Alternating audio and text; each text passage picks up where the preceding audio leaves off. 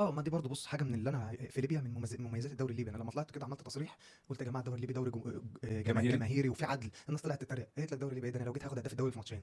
أنت هتهزر، إحنا جايين نهرج. يعني ايه في عدل؟ هاقول لك في عدل في إيه، الفرق بتلعب في ميعاد واحد.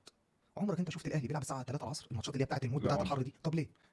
تخيلي يعني. آه، عشان ان اللعيبة بتسهر. لا يا عم لا، ايه ده انت أُمّال قلت والله كل ده؟ معظم لعيبة لا الأهلي بتحب تسهر. يا عم ايه اللي انت بتقوله أيوه ما ده؟ أنا لعبت معاه لا هقول لك ليه، أنا معاهم هقول لك ليه فترة. والله من ناحيه تسويقيه يعني اظن يعني اتفضل. ان انت تلعب يوم الثلاث او الاربع، انت عايز الاهلي او الزمالك اللي هم فرق قليله جماهيريه آه. تلعب في وقت الناس تقدر تتفرج على التلفزيون فيكم رجعوا من شغلهم، يعني ده تخيلي يعني. وبعد ما يرجعوا من شغلهم يتفرجوا يعني إيه الجديد اللي هيجرى يعني؟ ايه اللي جديد ولا اللي حاجة هيجرى؟ فلوس هتضاف للدوري؟ لا دي فلوس اعلانات وحاجات إيه؟ وكده. ما كده الإعلانات أصلًا موجودة في القناة يا كابتن، لازم يبقى في الأندية. على طب فكره على طب فكره انت بتتكلم صح، طب إحنا بس ليه؟ هقول لك حاجه، هقول لك ليه الانديه اللي مثلا في انجلترا يلعب 12 الظهر وواحده الظهر، ليه لانه بقى؟ بيلعب في الويك اند بس، آه. بيلعب سبت وحد، آه. والمؤجلات 3 و4 الساعه كام؟ آه. 10 بالليل. طب إحنا إمتى بقى نلعب سبت وحد إن شاء الله؟ في لا ان الجنة؟ شاء الله لمّا لا نروح يوم الجنة بقى إن شاء الله يعني. نعمل دوري هناك سبت وحد؟